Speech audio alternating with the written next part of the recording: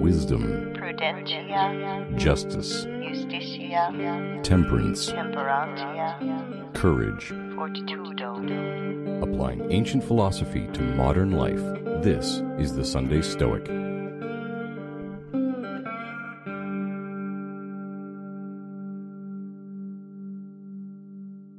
Welcome to the Sunday Stoic podcast. My name's Steve, coming to you from the Stoa in Conway, Arkansas, and I'm joined today by Daniel Strain. Daniel is the executive director of the Spiritual Naturalist Society, a humanist minister, and former president of the Humanists of Houston, and he's also the author of several articles. Before I keep going on the podcast, I always like to give my guests a chance to fill in the gaps. Do you want to tell us anything else about yourself, Daniel? Oh, I think that's the major points, I guess. I'm also a humanist minister, and I do a lot of writing, and I've done some speaking events and things like that. I like talking about the kinds of things we'll be talking about today. Great. Well, thank you for joining the show. Thanks for having me. Yeah. So I'm excited to have you on the show because of where I am in my growth as a human inspired by Stoicism, and now finding naturalism, spiritual naturalism, or religious naturalism. I've seen a number of groups that I've been snooping on Facebook, and that's what led me to inviting you onto the show. So as my listeners know, I started off Catholic in Ohio, altar boy, the whole 9 yards, and then studied evolution. Kind of lost my faith, as it were, or outgrew it, if you want to think of it that way, and have been kind of struggling with how to fill that gap, and making mistakes along the way because of that. But I've recently really found my way into naturalism, starting with Ursula Goodenough's book, The Sacred Depths of Nature, that helped to kind of inspire me a bit. Do you have a story like that yourself? What's your path to this philosophy, as it were? Yeah, I think so.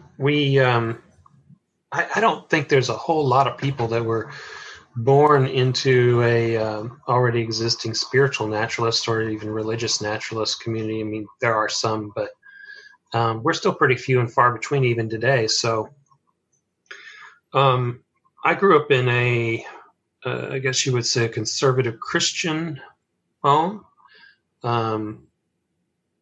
Progressively more religious as time went on, and around late high school and throughout my college years came to question those beliefs, and toward the end of, actually just after graduating from college, coming to the conclusion after about 5 or 10 years of questioning that I didn't believe those things. And so my very next question was, well, okay, what do I believe then? What am I going to base my life on? And I was an atheist for about a minute and a half until I thought I invented humanism. And I was pretty happy with those ideas. And I was walking through a library one day and saw the Humanist Manifesto. And I was like, oh, shoot, I guess I didn't invent anything at all. But the good news was that there were other people, thinking along the same lines, and that I could join a community. And I got involved with the humanist groups. And so I became very active in humanist organizations. And it was a very secular humanist kind of mindset. Mm-hmm. I've always been really interested in science and philosophy, and kind of a head thinker, reason, evidence, that kind of thing. But there was a lot I was missing in that, looking back on myself now. And what I eventually came to realize is that humanism has a lot of great principles, and I still consider myself a humanist because I agree with those principles, but they were intentionally designed to be a wide umbrella They were intentionally designed to be very foundational, but by that nature, very broad kinds of principles. So there's a lot that's missing from that has to do with how you deal with the challenges of life and how you cope with loss and how you all of these things. And of course, there's a lot of writing by humanists on these topics. Sure. In all these great magazines and forums and books. And Paul Kurtz has a lot of wonderful things that he's written. I read a lot of his work. The Courage to Become is a really good book. Forbidden Fruit, that's another Paul Kurtz book. So I was very much into that, and I agreed with all of those ideas. But, the Humanist Manifesto is the closest thing you could say that is official humanism as opposed to just the opinions of humanists. So I started going back to my early love of philosophy. And, I started with Western philosophy because I'm a Westerner and that's what I was mostly taught in school. And I was interested in ancient philosophy because I felt like they're the ones who are addressing issues of, living a good life. Exactly. I feel like the later philosophers got a lot into sociology and economics and things like that. But, I was specifically looking for life philosophies. And so, Socrates, of course, you're going to end up there. And from there, the Socratic schools, Stoicism. And out of the Socratic schools, so Stoicism is the most complete kind of system, you could say. So I started getting into that. And I think that Stoicism ended up prepping me in ways I wouldn't know until later for understanding Buddhist concepts once I started moving a little further eastward, Okay. Philosophically. There's a lot of concepts in Buddhism that I think I would have had a lot more difficulty with had I not already started to get a little bit into things like the Logos and Heraclitus. Heraclitus is almost a Taoist and just phrased differently. So then I picked up a little bit of everything, basically. And as I was doing that, it started becoming apparent that these are practices that, anyone could use. They're not necessarily, unlike my Christian upbringing, they weren't necessarily faith-based beliefs. They were practices you could employ and then see how they worked for you. Stoicism talks about eudaimonia, flourishing, and Buddhism talks about addressing suffering. And the Buddha says in the Kalama Sutra, don't believe anything because of scripture or because it's what I've said or because of tradition, but because you've tried it and you experienced for yourself. So that was all very compatible with my scientific views, and that's kind of how I ended up on spiritual naturalism. Great. I was kind of, you said you thought you had invented humanism. I was sort of on the same boat recently where I was trying to combine ideas and find how to expand on Stoicism. It already is sort of a operating system for life, or if you will, but trying to find that, what, for a better word, you call spiritualism. I know that's a word a lot of people struggle with, but trying to find that aspect of life in Stoicism, and then thinking I was on the right path, and then I find writings from you from like 2005 where you're approaching that subject when Stoicism was, the modern Stoic movement wasn't really in full swing until a little while after that. I mean, there were Stoic groups online, I guess, but you were writing about this, and in fact, a lot of people probably know your work. There's a lot of people with a design you made tattooed on their arms with a Stoic. I'll call it a logo, a Stoic a Stoic design that a lot of people have adopted. And that was way back in 2000, before 2010, wasn't it? Yeah, that's been fun to see too. Yeah, I'm an artist and I have a graphic design background, so I'm kind of a visual person and a visual thinker. And I thought it was kind of strange that there was no. I mean, most other traditions, Buddhism has the wheel, and many other various symbols, and of course the different religions do. So I thought, why not try to see what I could come up with. And I wrote up a thing about it, and people have really taken to it.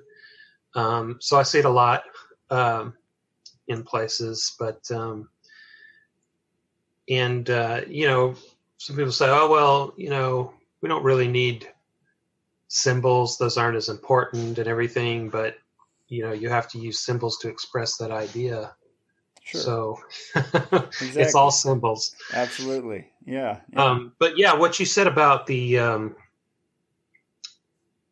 I started to have these ideas, the first thing I always do is I look for existing communities to be a part of. Mm-hmm. And if there was a Stoa in my city, I would have joined that. And if there was a Spiritual Naturalist organization, I would have joined that and volunteered. But organized groups of these were kind of few and far between. I would say, the earliest examples of spiritual naturalism in the modern era, of course, are probably humanistic Judaism, would be a type of naturalistic spirituality.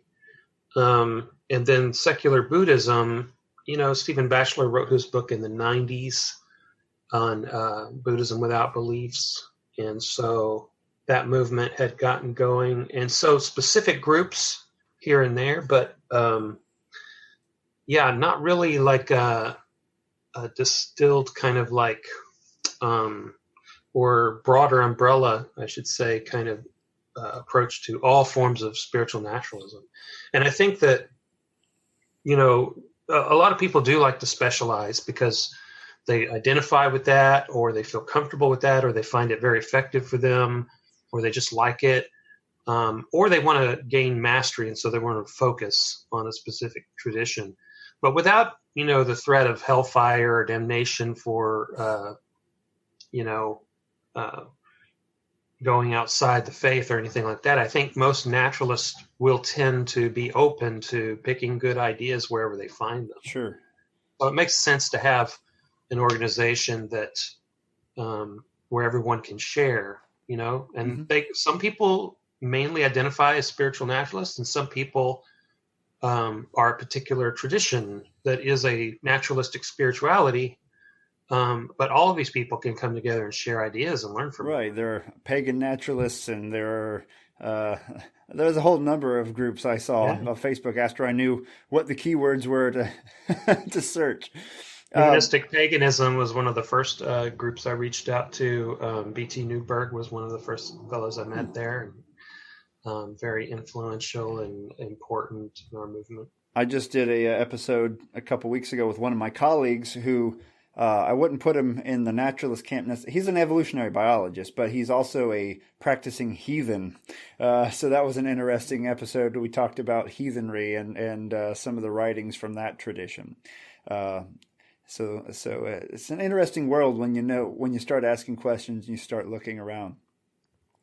Before we go further into naturalism, let's just start with Stoicism and Humanism for a second. I had a patron who was interested in this because we talked a bit about Stoicism and Taoism a while back, and a few other traditions, and he wanted to know how well I thought Stoicism and Humanism meshed up. I haven't given it a lot of deep thought, but I bet you've thought about it a little bit. Do you see the two as being complementary, or are there points of friction there? I think they operate on different levels, but I think, at least, I'm an example of, I think they can be complementary. Humanism really, I think, probably closer has, at least, I should say, the humanist organizations as they stand tend to probably veer more toward Epicureanism than Stoicism, because they focus a lot on external conditions, social justice and things like that. And that isn't to say that Stoics can't work in those areas, but I think that philosophically, a lot of humanists are probably closer to Epicureanism. Of course, that's always been true. Epictetus used to say that to his classmates, that most of you are probably Epicureans. Right. But for those who don't know, the distinguishing characteristic there would be, do you believe that true happiness, flourishing is possible regardless of circumstances? Or do you think that external circumstances are part of the mix, that you got to have inner forces, inner resources and inner disposition, as well as certain conditions to be happy, or are externals set apart? And so most human beings tend to Epicureanism by default, I think, and most humanists are no different. Sure.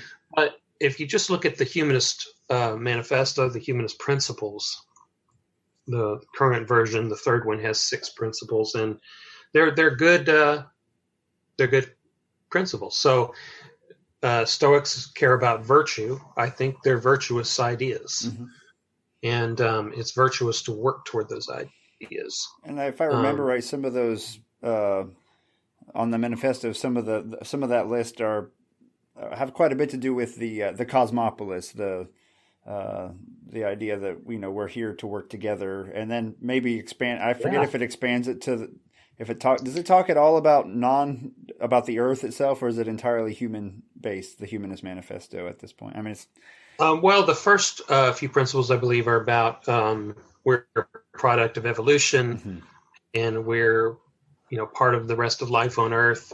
But yeah, certainly the principle that working to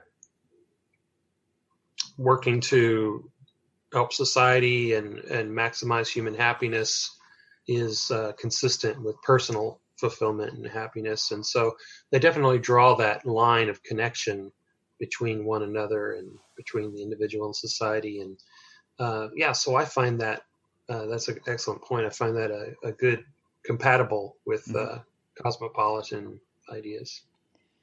So then stepping into... can I say just one other thing about that? Yeah. Stoicism is especially helpful, I think, though, for social activists. Okay. And I mentioned that humanism is big on activism. And one of the big misunderstandings of equanimity, or any of the practices that talk about equanimity, is that they confuse inner peace with a kind of passivity or not acting in the world. Like, well, I'm just going to accept everything. Well, acceptance is an inner thing, but there's a duty aspect to Stoicism, which means that you don't get that inner peace unless you are also doing your bit in the world virtuously. Right. So there's a tension there between. That's important.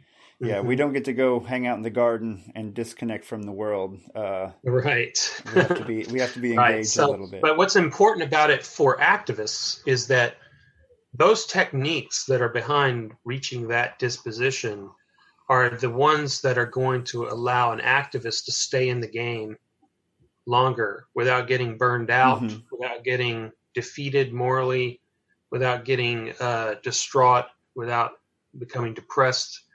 There's a lot of challenge in that kind of work, and it can become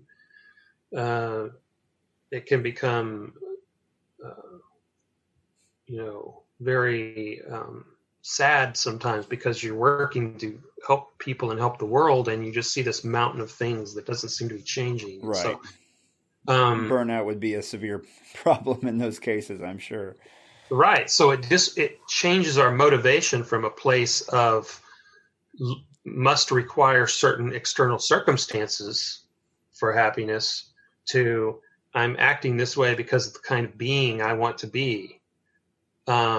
and in that you can't fail. Sure. So, so I think it's especially useful for activism. Yeah, that's a great point. Hadn't thought of that. I another point came to mind. I was just going to ask you. You talked about misconceptions in Stoicism, confusing tranquility for being passive. Did you see that recent article from the UK about? I'm going to paraphrase this and mess it up, so I'll try to put a link in the show notes for anyone who wants to follow up on this. But my understanding is there was a guy who may have said some semi-racist things, or at least some hurtful things at work, and then said it was because he was a Stoic, he could not lie and he could not hide his true feelings. He had to be honest. And then a judge said, well, that was basically a truly held belief, so he shouldn't have been fired for being a bastard at work, basically. And so Stoicism has this been in a couple of newspapers, but with this twisted version of it where you just say what's true, even if you just blurt out what's true crudely at people, and that's okay because you're a Stoic, and that's unfortunate that's what gets press. Yeah, one of the things we have to do is avoid the true Scotsman fallacy. So I wouldn't say that, that person's not a true Stoic because they're doing it wrong. Right. I think we have to own it whenever members of our community are doing it wrong. And so what that means is that we need to really pay attention to those aspects of Stoicism that are prone to misunderstanding. And so I was going to say Marcus talks about that a bit, Marcus Aurelius, in that don't be mad at them, but figure out how you can teach them the right way, try to correct them rather than be angry with them, that sort of idea. People think of that quote as meaning non-Stoics, but it's really among ourselves as well. And there are, I haven't seen that article, but there are a lot of times I've noticed that people use Stoicism as an excuse to be jerks or to be insensitive or what have you. They take the principle, you shouldn't be offended by the opinions of others, and they turn that around 180 degrees outward, and they take it as an excuse to be able to treat others badly because they shouldn't be offended. Right. But that principle is for me. It's for me, the practitioner. It's not for me to use as a hammer on other people. Exactly. Yeah. So, that's an abuse of Stoicism. It's not true Stoicism, but communities have always had people that, portray bad examples of what they. No matter what you do, we got to work on that. We got to continue to try to make sure that Stoics understand that, cosmological brotherhood and principles of being one mean that we sympatheia, that we care about others, and not everyone else is a sage. Right. So because of that, we're increasing their suffering by treating them as such, and we certainly aren't sages either. I know I'm not. I can guarantee you that. Yes, exactly. Yeah. So you were a humanist, and you still are. I'm not saying you stopped that, but you expanded upon that. And Stoicism was one of the routes that led you, I guess, to spiritual naturalism. Let's define that for everyone, because we haven't done that yet. What is this notion of spiritual naturalism? It's a pretty broad thing. It's basically any kind of spirituality or something someone might easily recognize as spirituality in form and function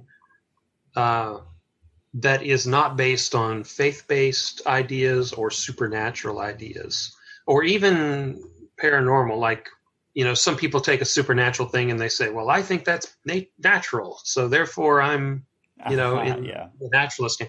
No, not even that. Like only using stuff that's in your high school science book, basically speaking. that's what a naturalist is. I mean, it's very basic. It's what you think a naturalist is, as opposed to a supernaturalist. And saying, okay, well, any practices that have to do with being happy and fulfilled in a deep way, not in a shallow way, and in being a wiser person, a more well balanced person. And so, of course, things like meditation is a very common thing. Meditation doesn't have to be part of someone's practice, but it's a very common one that easily, when you look at it, you say, yeah, that's spirituality. And so the spiritual part in spiritual naturalism is not referring to ghosts or spirits in that sense. It's referring to a more original kind of idea. And there are traces of this original usage in our language still today. When we talk about the spirit of the law, we're not talking about some ghost of the law, like the spirit of Christmas past. We're talking about something like school spirit, which means basically the essential nature of. What is the essential nature of that thing, the spirit of that thing, the spirit of the times, that sort of thing. And so spirituality is focusing on the essential things in life, those essential things to human happiness and well-being. And the reason people think of spirituality as being about supernatural things is because most people in the world are supernaturalists, and their spirituality, to them, the essential things, if you believed in another realm that you're going to go live after this life is over, or other supernatural beings and gods, then to you, those are the essential things in life. And so those are the same thing to them. But to a naturalist, the essential things in life are different, and they have to deal with our spirit, our inner nature. Mm-hmm. So that's really all there is to spiritual naturalism as a principle, as a general concept. And so that includes a lot of things. In almost every tradition, there's kind of a spectrum of how supernatural versus naturalistic they are. I mean, even within the Bible, you've got certain books of the Bible that veer more toward worldly wisdom mm-hmm. than other books that are veered more toward, I'm an Ecclesiastes fan, yeah. Yeah. And so, there's always been these wisdom streams running throughout all the different traditions. And today we have more and more, and I'm even seeing it in the kind of the more liberal Christian denominations, kind of a rising up of a naturalistic take on these traditions. I mentioned humanistic Judaism earlier, and secular Buddhism, humanistic paganism or naturalistic paganism.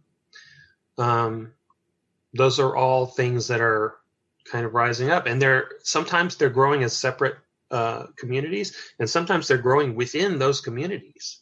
There's some interesting articles going around about atheist priests who stay priests nonetheless, and not in a deceptive way either. But wow.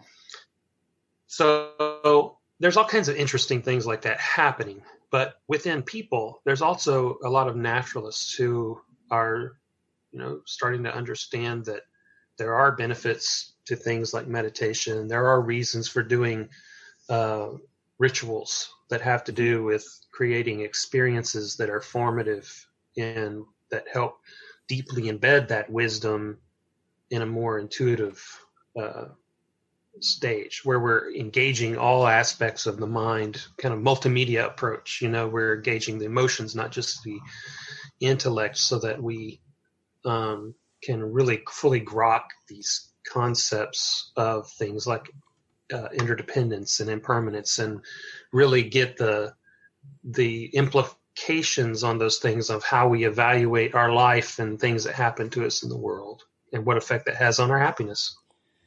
Yeah, I would say that there would probably be some Stoics that would argue that, you're going down a romantic path, or you're turning off reason and you're embracing, ritual for the fantasy of it, which is unstoic. But I think I like what you said there about trying to engage the whole human there, and making our connection to the cosmos more real, making our understanding of our own emotions more real, more. It's so easy to have things affect you, but you don't stop and analyze how it's affecting you. And so I think part of Stoicism is reflection, and this. Some of the attempts I've made at meditation, I'm very new at this. I'm better at building meditation benches in my shop than I am at using them. Sometimes the work of building things can be a meditative experience. It can. I build guitars out of cigar boxes, and I will just get focused on a project, and hours will go by, and then you're like, what happened? But it's hard. With a 4-year-old running around my house, I don't get into that deep trance-like state as much right now, but I do know it is real. Yeah, I think that the Stoics, the ancient Stoics, when they, we're using these crude translations of their terms, but I think when they talk about reason and rationality, they're talking about something a little more broad, I think, than pure logic, but something more like our entire cognitive system. So modern brain science shows that how integrated all of these different parts of the brain are and important to one another. And things like empathy are important for cognition. They're important for, if you can't place yourself in the other person's shoes, you're missing out on a lot of computational awareness of the situation. And so, all of these things are important. And also, in Stoicism, misjudgment is the source of our pathos, right? So all pathos comes from misjudgments, and that includes the little microscopic misjudgments we make because of our inner assumptions and everything. So when I do mindfulness meditation, it has allowed me to slow that process down, that little microscopic moment of judgment, and open that up to be more self-aware of what's going on inside and see it arising. And then you can critique it, you can analyze it in the Stoic way and take it apart. And so that's one of the ways that I found complementary approaches between different traditions. Yeah, you talked about going from Stoicism and then expanding eastward. Have you found that those meditation practices also enhance your Stoic outlook on life? I guess they blend together fairly well. Yeah, remarkably well. I spent about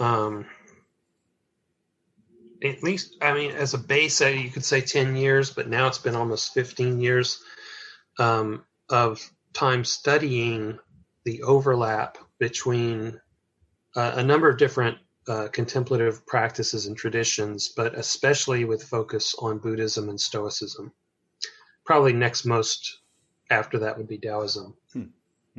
But there's a lot of influence between Taoism and Buddhism, so it kind of made sense. But studying those concepts and the way they overlap in how they interconnect, I haven't found one superior system that does everything perfectly, but I think what the contemplative traditions do is they put signposts at different places along the path, the big complex multi-phasic path of progression toward wisdom, happiness, enlightenment, contentment, flourishing.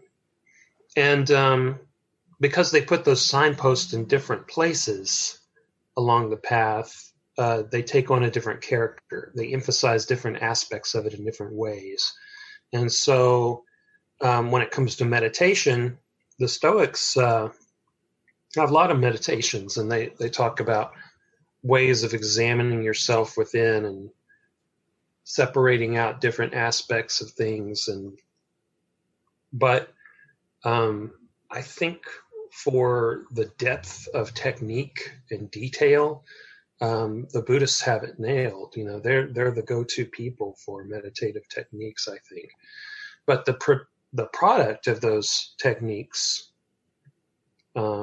greater mindfulness, greater ability to focus your attention where you want it, when you want it, and allow the rest of the mind to become still. Those products are then priceless in their ability to help you practice Stoicism better. Meanwhile, the Stoics, the Buddhists talk about non-attachment, but the Stoics have mastered the framing and intellectual approaches, the perspectives that really, open the door to that and make that something a person can begin to really achieve in a powerful, powerful way. Mm-hmm. Their focus on control and just their way of classifying different kinds of impulses and reactions we have. It paints the way you look at things. And so that's their big, powerful thing. But, going back on the other hand, again, the Stoics talk about universal brotherhood and cosmopolitanism and interconnectedness and that sort of thing. But the Buddhists really focus on compassion. Okay. So one of the real toughies, I have a bunch of notes that look like mad ravings now, but diagrams and all kinds of things. But the really interesting toughie is, how do you compare Buddhist notions of compassion with Stoicism? And there are ways to think about compassion that are certainly not compatible with Stoicism. But when you really get into what Buddhists mean by compassion, there's a really interesting overlap there. And some people say, I've actually heard Stoics say compassion is not a thing in Stoicism, but I have an article that I've written that talks about Stoic compassion and what it means and what it doesn't mean and how it's practiced and how it fits in with the philosophy. And that approach is very much compatible with Stoicism and Buddhism. Okay. I'll have to check that out. Maybe I can link it in the show description there. Is it available on the Spiritual Naturalist site? I think so, and I can send you the link. Okay, sure. Great. So let's say, now I'm already thinking, I know of, I found it after the pandemic, so I have not visited, but there is a Buddhist society in Little Rock here down the road from me that accepts all flavors of Buddhism. So there's secular Buddhists there and others, and they have classes on meditation. And right now it's all on Facebook Live, but I may have to investigate that when conditions return closer to a normal level here. Sounds like something. Yeah, people have really reported a wide variety of experiences when it comes to the Buddhists, and I've been surprised to hear some of their experiences, because we happen to have a temple here in Houston that my wife and I go to, and it's very compatible with my views as a spiritual naturalist. They focus on very practical kinds of things, and they're very open to the different schools of Buddhism, but also to rational approaches to it, I would say. There's not, there are rituals, but it's not always talking about beings being born out of a lotus and things like that. It's not. And then some people that I've heard, they go and they have a completely different experience. So it really depends on the community. You got to find the community that works for you. Yeah, I'll have to see what it's like here in this area. So let's say someone's listening to the show then right now, and they're a Stoic, and they're trying to find a way to add a little more meaning to their life, if you will, or some practices to enhance their pursuit of eudaimonia. How can they begin on a path? What's the best way to start looking into spiritual naturalism, do you think? Well, many Stoics already are spiritual naturalists. I mean, if their interpretation of Stoic physics kind of lines up with modern physics, and I feel like it does. I feel like there's what I call modern correlates to ancient understanding. Right. They're like we have an active and a passive principle, matter and energy. They even talked about how the active and passive principles were really the same thing underneath, which is what matter and energy is really the same thing underneath. So we have what I think of as the essence, the essential aspects of Stoic ancient physics. I think it's still applicable. It's one of the reasons why Stoicism is still applicable. Mm-hmm. But many Stoics already count as spiritual naturalists. But if they want to look at other traditions that they might find compatible to Stoicism to kind of maybe enhance or add to or give a different perspective on some of these ideas, you could start with secular Buddhism. That'd probably be easier. Even if you're not a secular person, specifically secular Buddhism, it's going to really be focused on the practical aspects of Buddhist practice and what they do. If you are open to symbolism and the role of myth in a kind of Joseph Campbell's kind of approach, that will help a lot. I would also look at Chuang Tzu, the Taoist philosopher.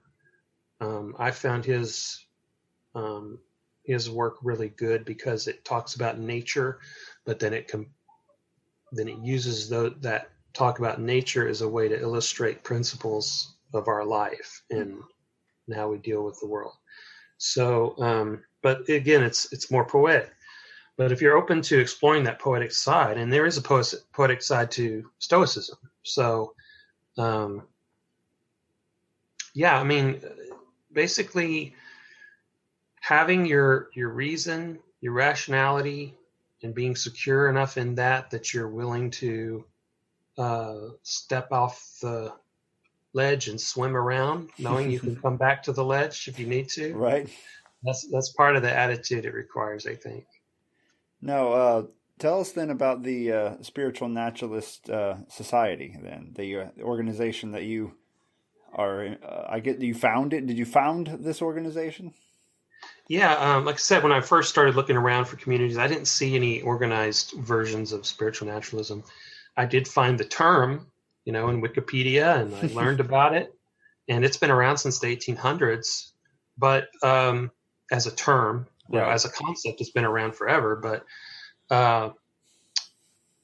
there wasn't really, it was a well-known term, and but it struck right at what I was looking for. And so I thought we needed an organized version of that, so founded SNS and tried to reach out to as many people as I could. And there are a lot of great, wonderful people and other partner organizations that have been supportive and made it possible. And we've grown since then. We have about 28,000 something followers on Facebook. Wow. And several hundred in our Facebook group, which is, I guess, a sister site to that. And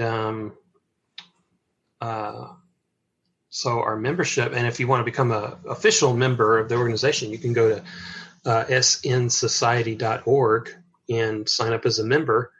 And you can be a regular member or you can be a supporting member. And you'll get the newsletter and what have you. We put out and have been for the last, since 2012, 8 years, we've been putting out 4 articles a month,